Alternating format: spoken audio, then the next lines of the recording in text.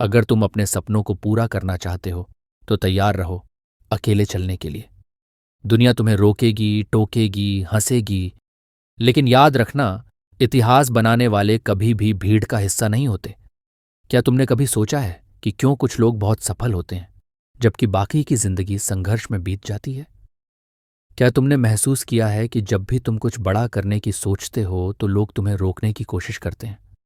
अगर तुम्हारे साथ ऐसा होता है तो तुम्हें अकेले चलना सीखना होगा।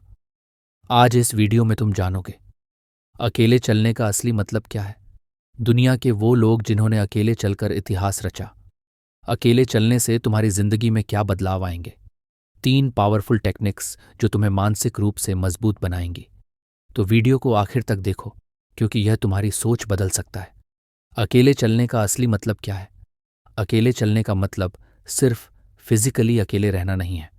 इसका असली मतलब है खुद पर भरोसा करना, अपने फैसले खुद लेना, दूसरों की राय से ज्यादा अपने दिल की सुनना, दूसरों की मंजूरी, अप्रूवल का इंतजार किए बिना आगे बढ़ना। जरा सोचो, जब एक बच्चा पहली बार चलना सीखता है तो क्या उसके पास कोई गाइड बुक होती है? नहीं। वो गिरता है, चोट लगती है, लेकिन फिर भी उठकर दोबारा चलता है। अगर वो सोच ले कि अब गिर गया, अब मैं नहीं चलूंगा, तो क्या वो कभी दौड़ पाएगा? बिल्कुल नहीं। जीवन भी बिल्कुल ऐसा ही है। जब भी तुम कुछ नया करने की कोशिश करोगे तो मुश्किलें आएंगी, लोग तुम्हारा मजाक उड़ाएंगे, लेकिन अगर तुम डटे रहोगे तो वही लोग तुम्हारी तारीफ करेंगे। अगर जीवन में ऊंचा उड़ना है तो अकेले उड़ना सीखो। अगर तुम सोचते हो कि अकेले चलना मुश्किल है तो जरा इन लोगों की कहानियां सुनो। स्वामी विवेकानंद जब वो 1993 में शिकागो में भाषण देने गए तो वहां कोई उन्हें जानता तक नहीं था।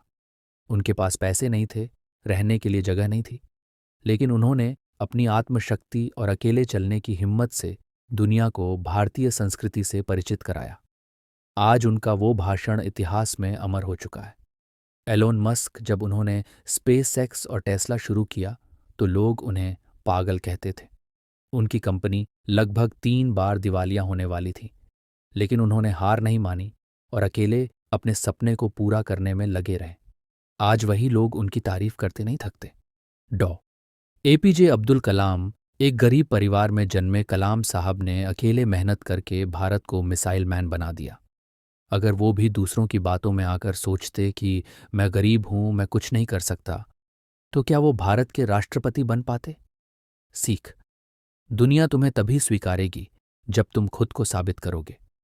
अकेले चलने से तुम्हारी लाइफ में क्या बदलाव आएंगे? एक, आत्मविश्वास बढ़ता है। जब तुम खुद पर भरोसा करने लगते हो तो दुनिया भी तुम्हें भरोसेमंद मानने लगती है। 2, सोच बड़ी हो जाती है। तुम दूसरों की राय से डरना छोड़ देते हो और बड़े सपने देखने लगते हो। 3, मेंटल स्ट्रेंथ बढ़ जाती है। अकेले चलने से तुम्हारी सहन शक्ति और धैर्य बढ़ता है, जिससे तुम मुश्किलों का सामना कर पाते हो।